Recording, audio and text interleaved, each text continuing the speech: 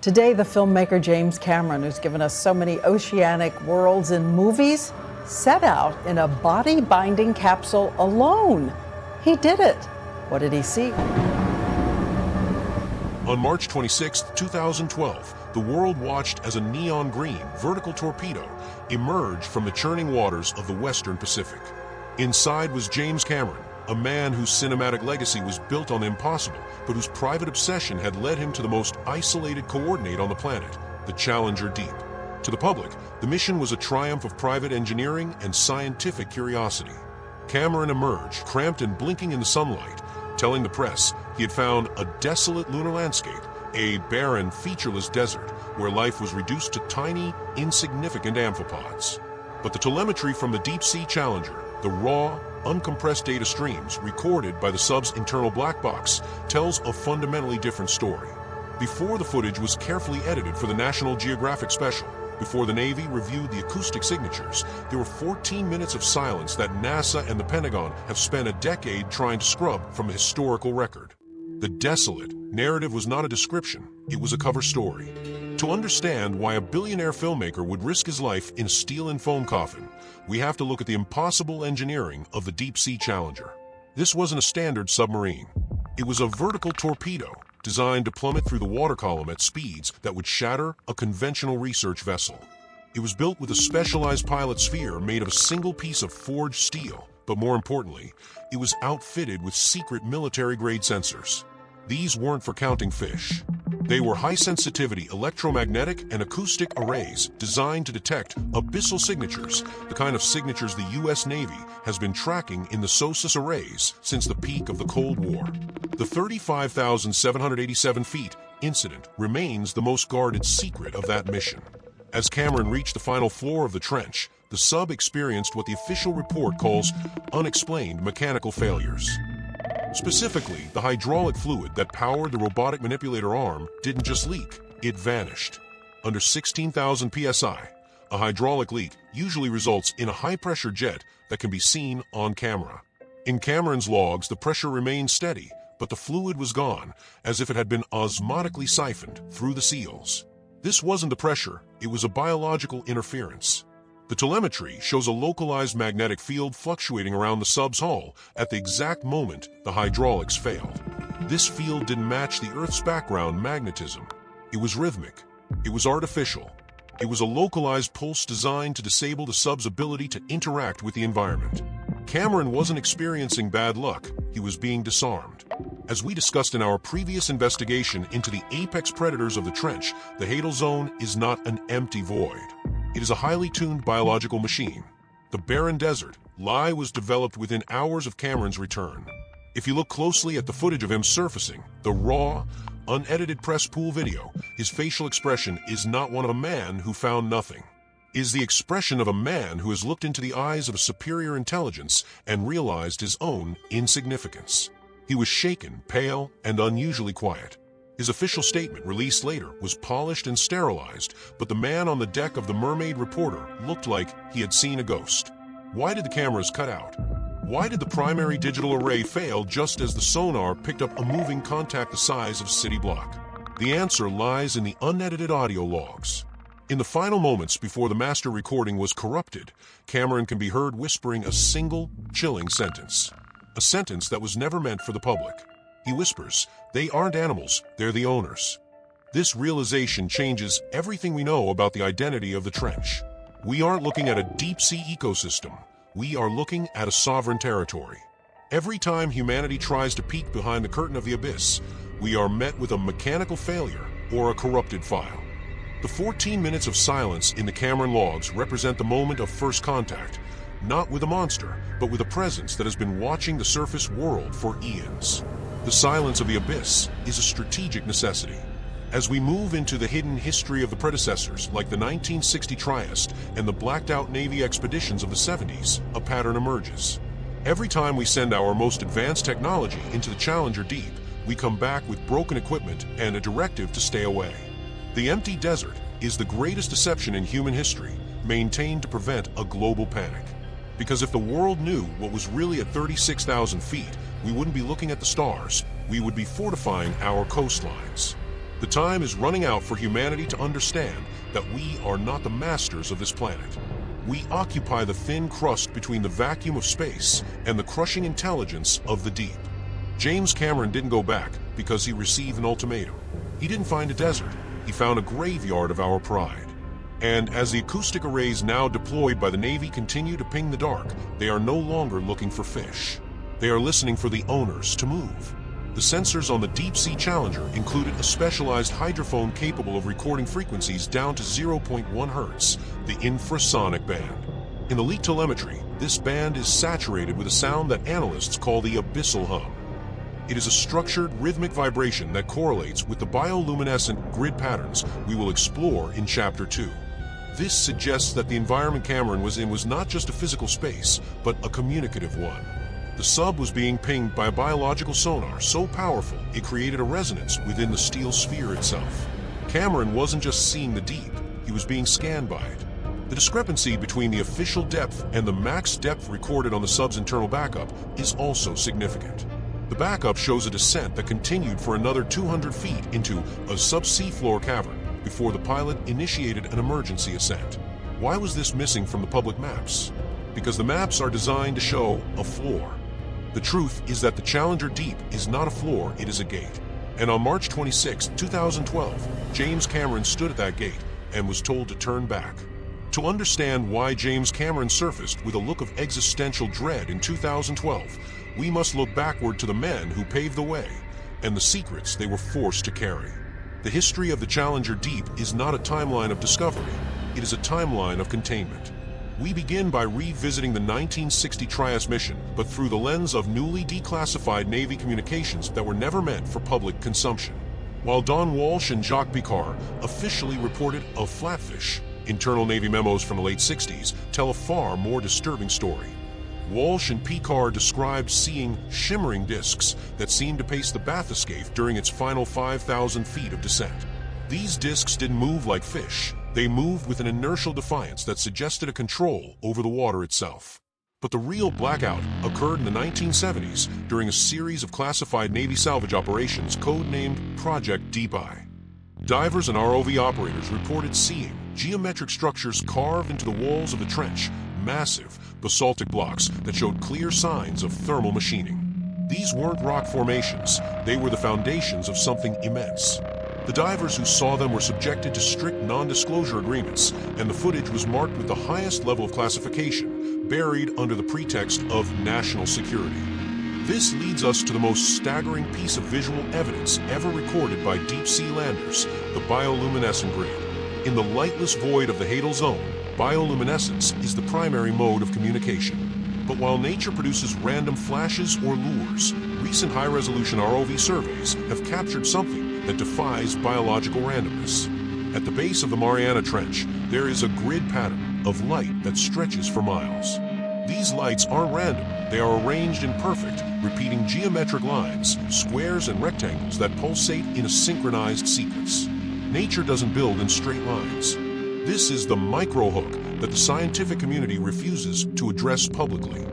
We aren't looking at animals, we are looking at an abyssal civilization that uses thermal vents as power plants. The trench is not a canyon, it is a sprawling subterranean city. The thermal vents, which spew mineral-rich water at hundreds of degrees, are the lifeblood of this civilization. While we burn fossil fuels on the surface, the ancient architects have mastered the art of harvesting the geothermal energy of the Earth's mantle. They have built an empire in the one place where humanity cannot follow, a place where the pressure keeps us out and keeps their secrets in. Connecting this to the broader mystery of the deep, we find a terrifying link between the Mariana Trench and the folklore of the North. For decades, Japanese whale researchers have whispered about the Ningen, a colossal white humanoid entity seen in the Antarctic and Arctic oceans. While dismissed as a myth, the sightings share a chilling commonality with the behemoths reported in the trench. These are not just creatures, they are the guardians of the grid. Sightings describe them as being whale-sized but with articulated, limb-like appendages. In the Mariana Trench, sonar has repeatedly tracked objects that move at over 60 knots, a speed that is biologically impossible for a known muscle-based creature. This suggests that the Ningen and the trench behemoths are part of a global deep-sea network. They are the mobile assets of an abyssal intelligence that spans the planet's oceans. They move through pressure corridors, deep water currents that allow them to traverse the globe without ever rising into the light. The Mariana Trench is simply the capital, the deepest and most secure stronghold of this civilization. The acoustic evidence for this is undeniable. In 2016, a series of sounds known as the biotwang were recorded in the trench. Marine biologists try to claim it was a new type of minke whale call, but the spectral analysis tells a different story. The biotwang possesses a complex harmonic structure that mimics the frequency hopping patterns used in modern stealth communication. It isn't a whale. It's a sonar ping from a technology we haven't invented yet. It is a handshake between two nodes of the abyssal grid. When Cameron descended in 2012, his sub's sensors recorded thousands of these twangs per hour. He wasn't in a silent desert. He was in a digital hub, surrounded by the invisible signals of a world that was mapping his every move. The Mariana Mystery Shower footage, often cited by cryptozoologists, shows a massive predator, but if you look at the background of that footage, you see the grid flickering in the darkness. The shark wasn't the anomaly. The shark was just a stray dog in the alleyways of a city it didn't understand. The true architects are the ones who control the lights. They are the ones who monitored Cameron as he plummeted into their territory. This brings us to the ultimate contradiction in the empty desert narrative. If Cameron truly found nothing but silt and tiny shrimp, why did the US Navy deploy a permanent, high-sensitivity acoustic array, the HADLNet, in that exact coordinate just 48 hours after he surfaced? Why did they spend hundreds of millions of dollars to listen to a wasteland? The answer is simple. They weren't studying fish. They were listening for the builders. They were listening for the architects to respond to the intrusion. The deployment of the HADLNet suggests that the Navy knows exactly what is down there. They are monitoring the heartbeat of the civilization, tracking the movement of the behemoths, and waiting for the biotwang to signal a change in the status quo. The 1960 Triasts saw the discs, the 1970s divers saw the machine blocks, and in 2012, James Cameron saw the inhabitants. He saw the ancient architects in their home, and he realized that the surface of the Earth is merely a thin, fragile layer floating above a world that is far more advanced, far more ancient, and far more powerful than our own. As we move into the final confession, we must ask, what did they tell him? What ultimatum was delivered at 35,787 feet that caused a man of his ambition to abandon his dreams of the deep? The time is running out for humanity to realize that we are the secondary species on this planet. The abyss is not a hole, it is a fortress. And the architects are no longer content to stay in the dark. The acoustic patterns recorded by the Navy landers in 2018 show a syntax in the biotwang, a repeating series of pulses that correlate with the movement of thermal plumes from the vents. This implies a level of environmental control that suggests the architects aren't just living in the trench, they are managing it. They are directing the flow of energy to power their bioluminescent network. This is the looming threat that Cameron whispered about in his unedited logs. He didn't see a landscape, he saw a machine. And he realized that the machine was much larger than the Mariana Trench. It covers 2/3 of the planet. We are living on the roof of a house we don't own, and the owners have just realized we're looking through the skylight. The ocean has always been the ultimate repository of human fear, a vast, crushing weight that occupies 70% of our planet while remaining more alien to us than the surface of the moon. We speak of the deep as a void, a place defined by what it lacks, light, heat, and life as we understand it. But on March 26, 2012, when James Cameron's lime green submersible, the Deepsea Challenger, breached the surface of the Pacific after hours in the Challenger Deep, the man who emerged was not the triumphant explorer the world had been promised. He was a man who looked as though he had seen the gears of the universe grinding together and found himself caught between them. The official narrative was one of desolation, a vast, lunar-like desert of silt and silence. But for those who have spent decades tracking the seismic anomalies of the Mariana Trench, Cameron's silence was the loudest sound of all. To understand the magnitude of what occurred 7 miles down, one must first look at the machine that took him there. The Deepsea Challenger was a feat of engineering, but it was also a fortress. While the public was told of its specialized syntactic foam and high-pressure cameras, few were made aware of the Acheron protocol built into its very frame. Internal documents from fabrication labs in Australia suggest the pilot sphere wasn't just designed to keep the ocean out, it was designed to keep a specific kind of neurostatic from getting in. The sphere was lined with mu metal, an alloy used almost exclusively for shielding sensitive electronics against magnetic fields. At 36,000 feet, there are no magnets, and there is no radio. Why shield a man from the invisible? The answer lies in the history of the trench itself. Since the Trieste first touched down in 1960, there have been whispers of the Great Litany, a rhythmic, low-frequency hum that vibrates through the hulls of every vessel that dares to cross the 30,000-foot threshold. It is not the sound of tectonic plates or whale songs. It is a mathematical pulse, a digital heartbeat emitted by the Earth itself. Scientists at the Jet Propulsion Laboratory have privately referred to this as bioelectric static, a form of consciousness that operates on a frequency human brains are not equipped to process. Cameron, ever the perfectionist and the visionary, knew that to descend into the Challenger deep was not just a physical journey, but a psychological one. He wasn't just going to see, he was going to listen. As the Deepsea Challenger began its descent, passing through the sunlight zone and into the twilight zone, the world above began to fade. By the time he hit the midnight zone at 13,000 feet, Cameron was already reporting acoustic illusions. The hydrophones were picking up what sounded like choral arrangements, hundreds of voices layered in a language that felt ancient, yet structured with the precision of a computer code. As he passed 20,000 feet, entering the hadal zone, the water density began to behave strangely. Light from his external LED arrays, designed to cut through miles of darkness, began to choke, as if the water itself were refusing to be illuminated. This is the refractive wall, a phenomenon where high-pressure environments manipulated by unknown forces can actually bend photons, creating a shimmer that hides structures even when they are directly in front of a camera. When the sub finally touched down on the bottom, the silt cleared to reveal a landscape that was anything but desolate. According to leaked sensor data, the featureless plane Cameron described was actually a massive, translucent obsidian grid.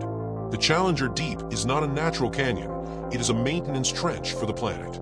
Underneath the sediment lies a sprawling network of silicate-based architecture that spans the entire length of the Mariana Fault. This is the City of the Architects, a civilization that has existed for 4 billion years, predating the rise of multicellular life on the surface by eons.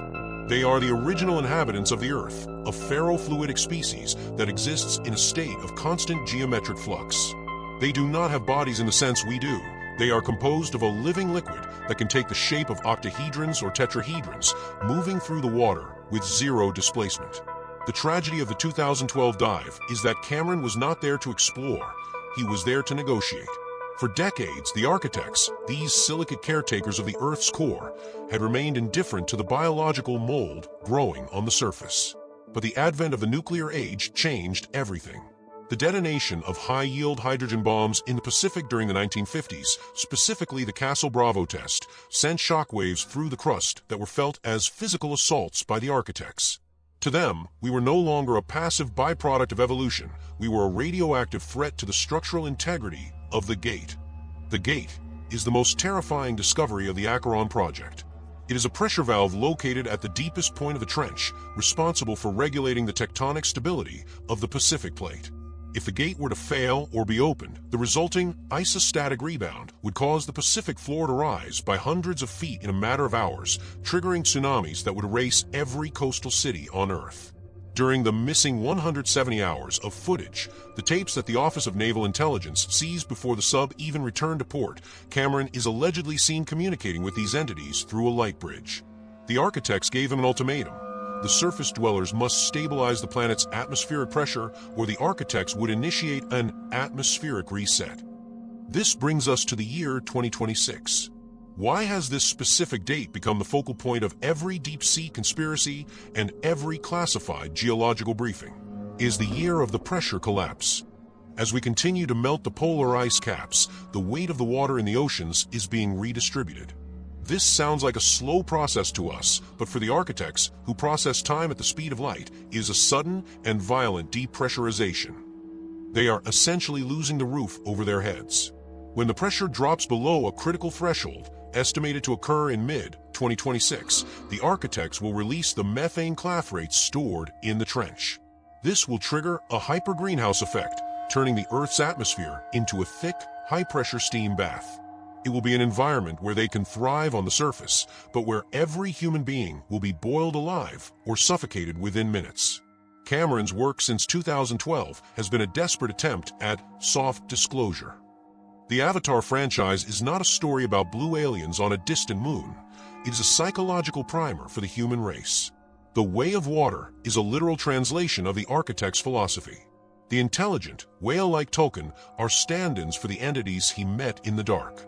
The Amrita they produce represents the primary information liquid that the architects use to store the history of the planet. Cameron is using his position as the world's most successful filmmaker to teach us how to communicate with a superior aquatic consciousness before they decide we are no longer worth the trouble. But the cover-up goes deeper than Hollywood. There is a secret organization within the United Nations known as the Committee for Ocean Governance, COG. This group does not report to the General Assembly. They are comprised of linguistic forensics experts and xenobiologists whose sole purpose is to manage the relationship. Every major deep-sea expedition of the last decade, from Victor Vescovo's 5 Deeps to the sudden interest of tech billionaires in abyssal habitats, has been an effort to secure a place in the lifeboats. They know the 2026 deadline is real. They are building pressurized cities under the water, not because they want to explore, but because they know the surface will soon become uninhabitable. They are hoping that by living in the architect's domain, they might be spared during the reset. The evidence is all around us if we know where to look. The biotwang sounds that have puzzled sonar operators for years have finally been decoded by independent researchers using AI. The sounds are a base, 64 mathematical language. One phrase repeated over 40,000 times since Cameron's dive translates to, "The gate is unlocked. The surface is unstable." This is a countdown.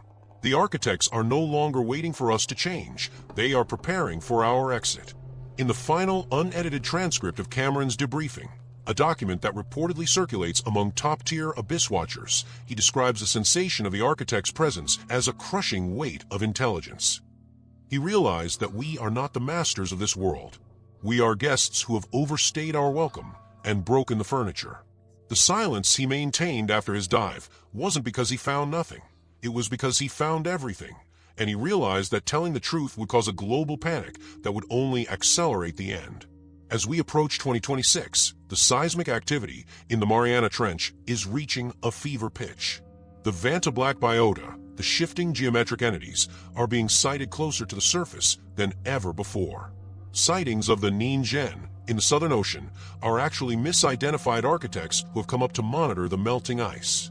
They are watching the pressure gauges. They are waiting for the moment the reset becomes necessary. James Cameron's final secret is that the abyss is not just a place at the bottom of the ocean. It is a mirror. It reflects the greed, the violence, and the short-sightedness of the human race. And as he looked into that mirror 7 miles down, he saw that the reflection was starting to shatter. We have 2 years to fix the pressure to heal the atmosphere and to prove to the original inhabitants of his planet that we are capable of stewardship. But if the architects decide we have failed, the waters will rise, the steam will come, and the long silence of the deep will finally claim the surface.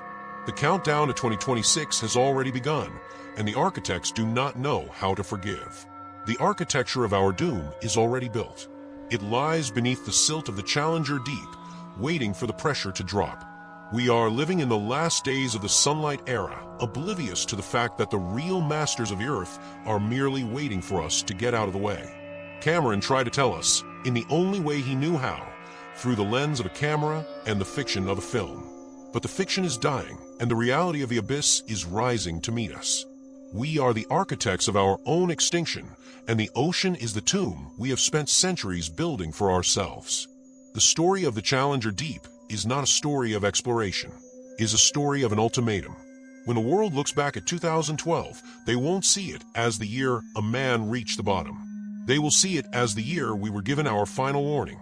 And as 2026 looms on the horizon, the question remains, did we listen? Or were we too busy looking at the stars to notice the ground beneath us was opening up to swallow us whole? The silence of James Cameron was the first bell of the funeral. The second bell is the rising tide. The third bell will be the end of the world as we know it. The architects are ready. The gate is open. The pressure is falling. And the abyss is finally looking back. Go to watch this compilation to more marine mysteries.